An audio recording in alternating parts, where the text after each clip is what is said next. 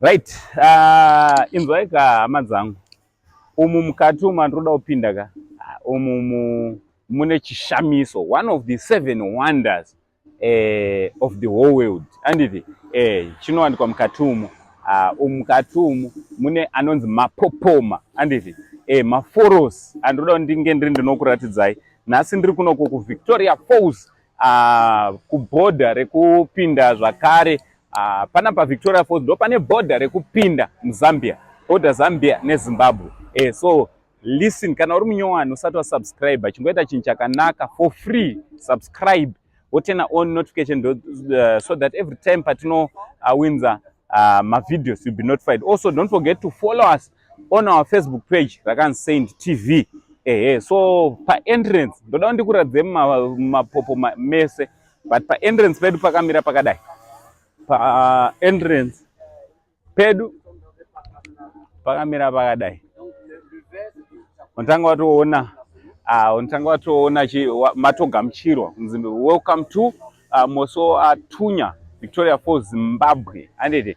So guys, come and let's see kuti mapopo makamira sei, especially this time of the year, November. Tione kuti mune makamira sei. Next time I hope to come again, mapopoma mvura yambonaya. But this time toda kuti mboona kuti mune makamira sei. This is how Victoria Falls looks like in November. Come and let's see.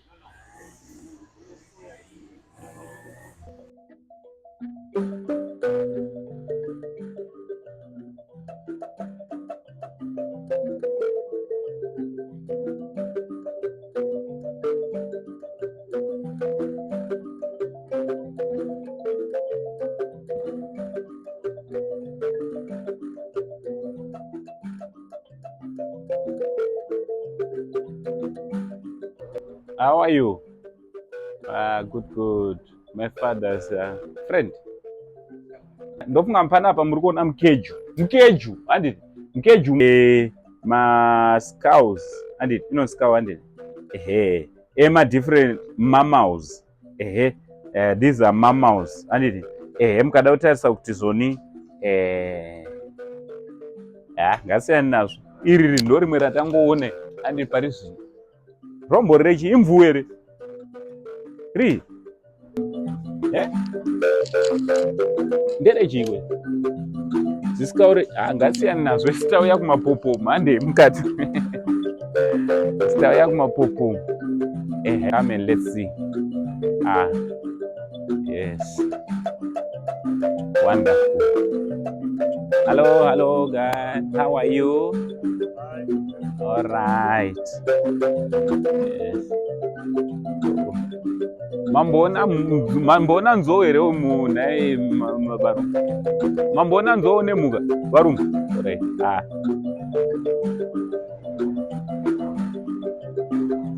Newspaper chief, Zambia, etc. from Zimbabwe. Yes. And you, where are you from? Originally from Germany. From Germany. Yeah. Thank you. 50 years. In 50 years. Where? Here and Malawi and Zambia. So you've got all the history here. Most of these things you know them firsthand. Yes, thank you so much, sir. Thank you, sir. Okay.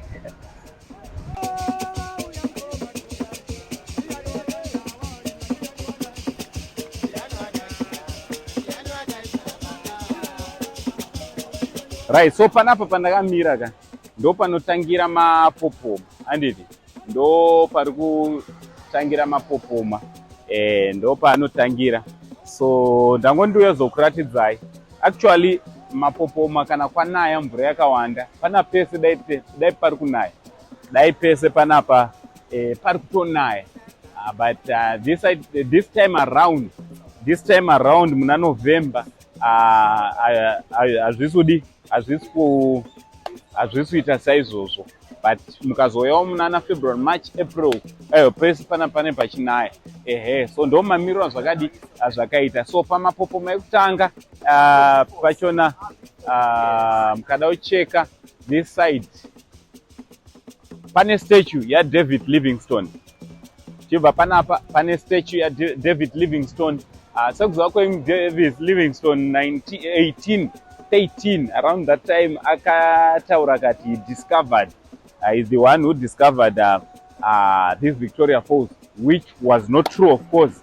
It was a lie because already kunoku kune maAfricans anga achitogara kunoku before 1813 and before that time yaakauya kune vanhu vatema vaitogara around this area ye Museo wa Tunya anditi ndo nzvimbo ino iye akatozoipa zita rekuti Victoria Falls achiona their queen, their European queen ikoko kuEngland anova iye Queen Victoria, of which hazvizvana Queen Victoria, Museo wa Tunya uyu anditi.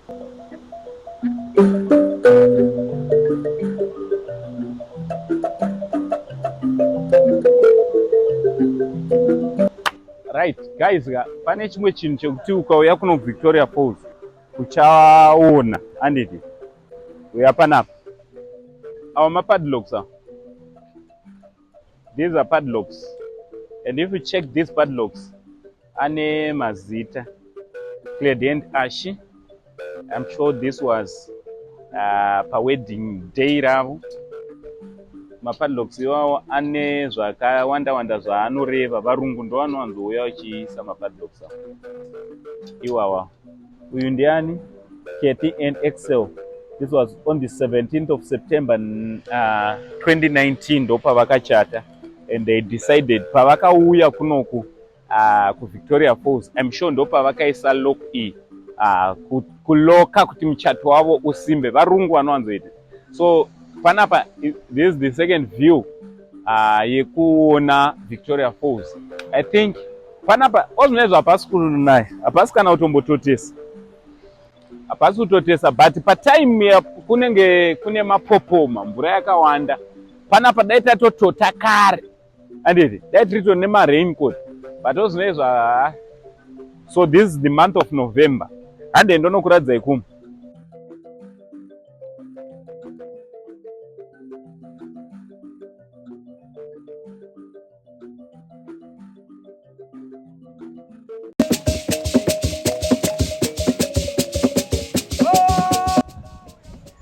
Right, so panapa it's almost 350 meters. But panapa ndiri kuenda kuma main falls. So ngatimboona zvakamira sei anditi. So ndo mamiro akaita Victoria Falls. Nzvimbo yedu yakanaka muno muZimbabwe. One of the best places to be here in Zimbabwe. You know, a lot of people are traveling all over the world just to come and see these waterfalls.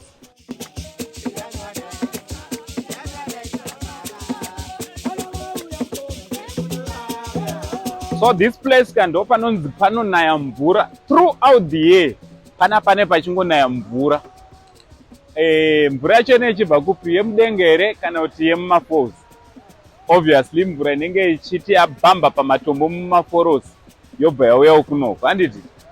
And this place, as you can see, this place is beautiful. Even my pictures epanapa, check this picture. Marona picture munandi handiti.